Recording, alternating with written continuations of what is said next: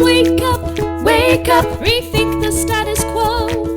When you get your money right, then you're the one who runs your life. Come build a wealthy spirit with Sammy and Michelle. Michelle, you may have heard that no man ever steps in the same river twice. For it is not the same river, and he is not the same man. Ah, yes, I have heard that quote, Sammy. And that reminds me of today's topic, post-sabbatical work options. Ooh. You might have some ideas for what you think you want to do after your sabbatical, pre-sabbatical. And let me tell you, that person is not even you anymore at the end of sabbatical. That is so true, Sammy. The quote could almost be, a person does not enter the same workforce twice. Post-sabbatical. Oh, so true. Because you are not the same person. And the work is not the same work. Let's get into it. But first, Sammy, I'm very excited to talk about our partner today, AirHelp, because guess what happened to us this weekend? Yes. We were trapped. We were trapped in Dallas, Texas. Flying from one coast to another, grounded, delayed, planed, deplaned, trained, detrained. Oh, I experienced it all. That's not interesting. The interesting thing is that we are guaranteed air passenger rights, and I don't have any more time to give to the airlines on the phone. I think I called them already 5 times this weekend. Hey, you know what? We got our stuff moved around. It was totally fine, but we have a hotel that we would love to be compensated for. I don't know what they can give us, but that's why I want to use AirHelp. With AirHelp, you can give them your information, your boarding pass information, and they will go talk to the airlines on your behalf and see if there is compensation owed to you. This is actually so helpful because the truth is, like Sammy said, we are not flying without issue these days. There always seems to be something that comes up. Luckily for us, it's not a door falling off the plane. To be honest, I don't know if AirHelp handles that. Maybe, who knows? The point is that you only pay if they're able to give you some compensation. And really, the time you save is worth it because, yes, I want to figure out what's going on, but I also don't want to have to be on the phone all day with the airlines. So, use our link in the show notes if you have, I don't know, say it was flying through Dallas this weekend. I hope there are no issues in your flight, but it seems like these days it's good to be prepared. Back to our topic. Sammy, as you know, and as listeners of this podcast know, I recently wrapped up my sabbatical course, Turn Your Layoff into a Sabbatical. And what surprised me was that, yes, we are talking about moving into a sabbatical, but there were so many questions about what do you do after the sabbatical? When do you start thinking about it? A big question being, how do you approach work after you've taken time off? And I thought that would be something that both of us could speak to because we've both sort of thought about this in unconventional ways. And I think we've both realized that we are not the same women in the same river anymore. So true. In fact, the question, how do you approach work after sabbatical, seems a little jobby mindset to me. Because once you enter a sabbatical, you understand that each day is different and you can't predict it. Time is beautiful, and we are given a limited amount of it. That was the biggest shift for me because when I was in the jobby mindset, I was like, what's my title? What's my role? What's my compensation? And now, after having the freedom of time, I'm really trying to optimize for that. Even though you can't predict who you're going to be, and maybe you're towards the end of a sabbatical or taking a work break right now and you're trying to think, what do I want to do after this is done? We can still lay out the different things to consider when you're thinking about working after a sabbatical. Like Michelle said, time is a huge one. Once you're on sabbatical, you have a huge appreciation for your time. So a lot of times when you're thinking about returning back to work, you're not necessarily looking at that same 40-hour work week. Another thing to consider is income. Maybe before sabbatical, you really cared about having a high income. Maybe after your sabbatical, you just want to make sure that you have enough to pay your bills. Or maybe vice versa. You're like, hey, if I get a job that makes a lot of money, that means I can take another sabbatical in a year or two. Maybe, like me, Sammy, you like location flexibility. Being remote is an option for so many people these days, for everybody really. It just depends on what type of job you want to do. Some people, as part of that, want to travel. Maybe you want your work to be a part of your travel. Some people go and ski for half the year and they want to be able to optimize for that. That's something to consider too. Another thing is an unconventional schedule. That could be working part-time. That could be working for a few months a year. That could be working a different shift. An unconventional schedule can give you some more freedom sometimes as well. And we don't want to forget interest. Yes, we don't necessarily think you have to turn your job into a passion, but maybe there's something different you want to pursue, or maybe you really liked your last job. Those are things where you're like, hey, I'm interested in this and I want to work or learn more about this space. That's something to consider as well, too. It's funny because Cal Newport talks a lot about how millennials were raised with this idea that your career should fulfill your purpose, your life purpose. It's funny because as a millennial, I think I don't even recognize that maybe other generations thought of work as something that wouldn't fulfill your life purpose.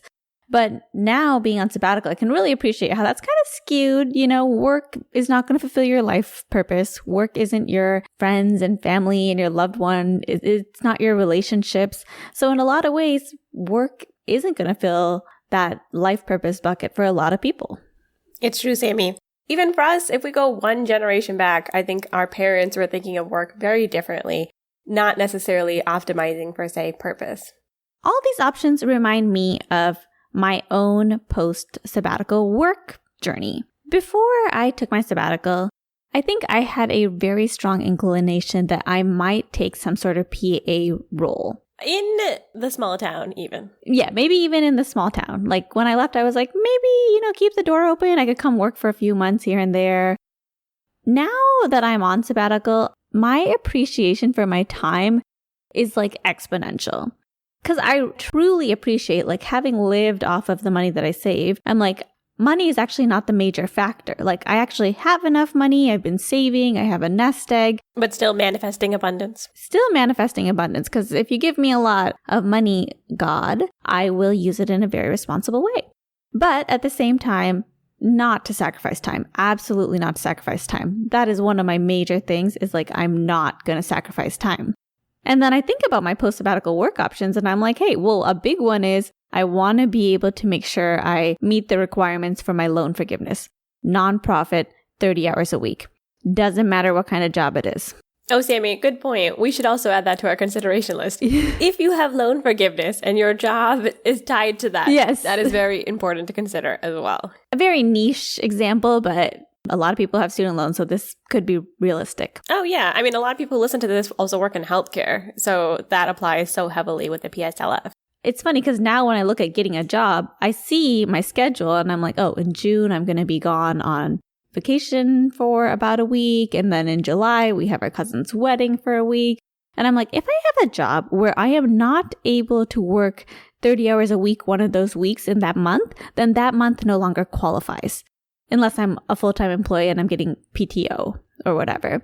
And so in that case, I'm very particular about not working months that are not going to qualify anyway, because there's no reason to work that whole month in that case. Sam, looking at our list then, what would you say are your top 3 priorities? Top priority, nonprofit. That would be it. And then I want something that doesn't take up a ton of time. I only have to work 30 hours a week for loan forgiveness. So ideally something along those lines. I know that not every job's going to have that option, but that would be great.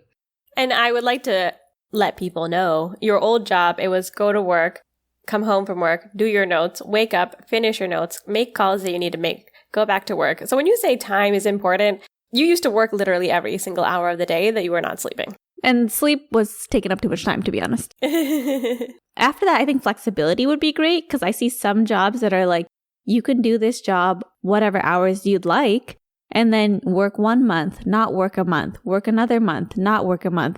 That would be awesome for me because that would accommodate for things like travel. Because if I have a job where it's like I'm working all year and I get 2 weeks off, that's going to completely change the schedule and the lifestyle that I currently have. I like that, Sammy. For myself, I would say my biggest things are interest. I'm in a point where I'm exploring and I would like to follow my interest and be able to learn and grow. Income. I'm at a point also, kind of 3 years into this non-traditional work, pathless path, sabbatical life. More money is amazing. And also, I don't want to work for free. These are things that are top of mind for me. Location flexibility is definitely a big one too, and the unconventional schedule. I love that right now I can work from wherever, and it's mostly async. I don't necessarily have to sit in a meeting. See that what she just did there, async? This is something people like me, maybe other healthcare professionals, like people are using hip words like async, like people just know what that means. I'm assuming it means asynchronous. But this is the kind of stuff I deal with Michelle all the time. This is what happens as soon as you go back into the workforce. You're like, speak the new language, the lingo. Like definitely a million people said async to me, and I was like, async. And now I use it, and I'm not even entirely sure I'm using it correctly. You're like async, full-time, FTEs, what? Oh! Now, what do some of these options look like? We're going to highlight a few and then dig into the ones that are interesting to us. First and foremost, you might leave your work working for somebody else and decide, I'm going to be an entrepreneur. I really want to try and see if I can build a business for myself, which I think is super cool. It's funny because entrepreneurship is one that sounds so jazzy. Am I right? There's a jazziness to it. And one thing I realized as soon as I got on sabbatical is I do not want to be an entrepreneur. Sammy hates entrepreneurship. I hate it. It's not my personality. I like somebody else doing like all the logistics as far as everything. Like HR, payroll. I like health insurance, all that stuff. And being an entrepreneur is like 0% exciting to me. That's not my interest. There's also freelance and contract options. You have the opportunity to not work full-time hours now. If that's something you weren't doing before, for example, I work freelance. I have a few different communities that I support at different times of the year. It's so lovely because I can really go into a hyper-focused time. Like right now, I'm working a little bit more than I usually do, and I love that. And then I will take a break and I don't have to worry as much. The only consideration there is you do have to be mindful of your own healthcare. Some other options could be working part-time, working per diem, working a few months a year. This is something that's appealing to me because there are a lot of healthcare and nonprofit options that allow you to work like this, and it would still meet all my goals. So that's a great way to not have all your time sucked. Yeah. I mean, we saw that growing up. Our mom's a nurse, and she had all of these cool options. Maybe not necessarily she was doing part-time and per diem, but she could do 12 hours and work less days a week. So there's ways to be creative with your time. Yes. Gigs is another one. And gigs, I'm not going to lie, even though I'm mainly looking for a nonprofit 30 hours a week, in those months where I'm like, I might not be able to work, if someone's like, here's a gig, stand at this kiosk and I'll pay you like $15 an hour. I'm like, sure, like free money. I mean, not free money, but you know, I like having a little extra cash, makes me feel better. So gigs are another option. Yeah. Just like one-time things or like happens occasionally that you can make some money doing it. Totally good option as far as post-sabbatical work. Yeah. You can do Uber, Lyft, walk dogs. There are so many options now with the gig economy. There's so many options with apps. You can go on Craigslist and find stuff. There are a lot of opportunities in the gig category. The last thing is apprenticeship. Yes. Maybe your job is teaching you how to do something that you want to do in the future. I really feel like this now, Sammy. It's not something I thought I was optimizing for, but when I was talking about my interest, one thing I like about working for Small Bets, Rite of Passage, the Pathless Path group, is that I got to work with these people who they have grown their following, they've grown a community, they're teaching people how to do things like writing or building their own businesses. And watching them, I've learned so much. People now ask me about community building and building courses. And when I launched my own course, I could pull from those learnings. I learned how to facilitate meetings through Rite of Passage. I got to practice that when I was in Small Bets. I got to see how Daniel in Small Bets builds community. So I really feel like those opportunities, yes, they paid me. Yes, they were flexible, but really I learned so much that I can apply to my future. And the people I work with really support me in those endeavors too. Something I just didn't feel the same when I was in a W-2 job. This is interesting because this is one of those, if you move towards your highest excitement, things appear for you. Yes. You took Small Bets, a class about putting out little things and seeing if they make money because you were interested in it. You took Rite of Passage because you love writing. Then those things led to jobs, which were also exciting for you. So I think there's something to be said about moving towards the things that you like to do, because I think this is something to consider, especially if you're trying to move towards something that's more aligned with your interests. Exactly. Especially when you're on a sabbatical, I encourage you to do free experiments. What are things that are just exciting to you? Because for me, what I found is that I started to see opportunities everywhere and receive so many opportunities because I was just starting to do the things that came naturally to me that I was interested in. And I just have been much more successful than I was in sales. Yes, in sales, I put in the time, I learned a lot, but I could tell there were other people who are more excited about those opportunities that were rocket ships while I was sort of steadily growing, trying to figure out how it works. So I think following your highest excitement, it doesn't necessarily have to be monetized, but I do think that's the place where you're going to find the most success. Takeaways. Takeaways for this episode. When you're thinking about work after your sabbatical, consider the following: time, income, location flexibility, the schedule, maybe you want an unconventional schedule, and your own interests. And if you're like me, you might want to consider student loan forgiveness. You want to make sure you check that box. Exactly, Sammy. And I think the reason we want to highlight so many different options for people, entrepreneurship, freelance contract work, remote work, part-time per diem, gigs, apprenticeship, all of these we want to highlight for people because you might be in a situation where you are working the same type of job for the last 10, 20, 15, 30 years. And it's good to explore different options. Like we were saying, you are not the same person stepping in the same corporate workplace. For a lot of people, COVID changed things. Technology has changed things. AI has changed things. So keep in mind that you should check in with yourself and see if there are different options that might work better for what you're looking for. Community time. Before we say goodbye, it's our community time.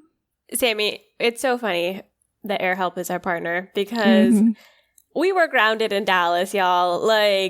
And not the new agey, your electrons are being put into the dirt. We were trapped, we were trapped. We were trapped. We shouldn't have even gone there, but we couldn't even get through the system fast enough between our flight getting delayed and trying to figure out what to do. But the thing I was reflecting back to Sammy, especially when you're in a situation where everybody is having the same problem with flying, it's so relevant and important to you in that moment that you are having travel issues. And it is the least interesting story to share with other people. I don't know the least interesting. And I don't know. I think it's because it's not visual. Something about these plane delay stories, even though it's such a nightmare when you're in it, least interesting story. Literally, it all goes the same way. You start off, you're like, I was about to get on the plane. I thought, oh my God, here I am about to go home. And then this happened. And then they got delayed. Then they delayed. Then we got on the plane. Then we got off the plane. Then we had to wait another 20 minutes. Then I called the airlines and I was on hold for 2 hours. Then I continued waiting. Then I decided to get on the plane. Then I got over there. Literally. Then the gate changed 4 times. First it was A18. Then I had to get on the tram. It's nobody cares. Nobody cares. You know it, but you have to get it out of your system because you're going through this quote unquote terrible thing and it's so inconvenient for you. But it's so funny. And then I feel the worst response to that is somebody being like, oh yeah, that reminds me of the time. And the next thing you know, you're swapping stories that nobody cares about because we all can sort of empathize with the travel problems. But yeah, you're right, Tammy. It's just a list of logistical problems. There's no real color. And so it was funny to be just hear this so many different times. People trying to one-up themselves. When we were actually in Dallas, it's this person was like, oh my gosh, we had this terrible, we came from Miami. It took us all day. I'm like, girl, Dallas has been grounded. This was in our line where none of us had our luggage. And I was like, well, we are still not at our home. And this other one was like, I heard a man was coming from Japan. I heard people doing it in different languages. They were I heard people on the phone in different languages talking, but you can tell they're talking about the delay. I don't know. Cancel. Delay. Blah blah blah blah blah. Yes. So you have so much open time. You're just in the gate. Oh, now I have 5 hours. How many people can I vent to about this? So yes, don't vent to us. Go to AirHelp. Do something like that instead. Yes, a lesson in storytelling. So true. Shout outs from our community. Big shout out to our listener, Carla. Carla has gotten her student loans completely forgiven. Woo! That is right. She is about the third person who has personally messaged me regarding this and gotten their loans completely forgiven. This is game changing. And if you guys are interested in student loan forgiveness, we have an episode on that. Important note, because this episode is coming out April 23rd. April 30th is the last day to consolidate your loans with the government. This is important for people who may have worked a nonprofit job before they got one of their degrees. So for me, I worked as a nurse assistant before I went to PA school. That time where I worked as a nurse assistant can still count towards your entire student loan balance for forgiveness if you consolidate your loans. So it's not necessarily for everybody, but in those specific situations, it's really important. And if this is confusing for you, check out our episode or post a comment on our page. I am happy to help out. This is like my passion. I read the fine print on this like all the time. Weekly, I'm watching videos from Travis Hornsby from Student Loan Planner. This is how I get my jolly. So please contact me. I will help you. I will be so happy if your student loans get forgiven. So please let me help. This is Sammy's passion. BuildAWealthySpirit.com. Let us know too if you have any wins. If you have a money win, especially related to this podcast, but in general, it doesn't have to be inspired by us. BuildAWealthySpirit.com. We would love to share your money wins next week on our podcast. And most importantly, be sure to join us next week as we put down the rulebook and we rethink the status quo.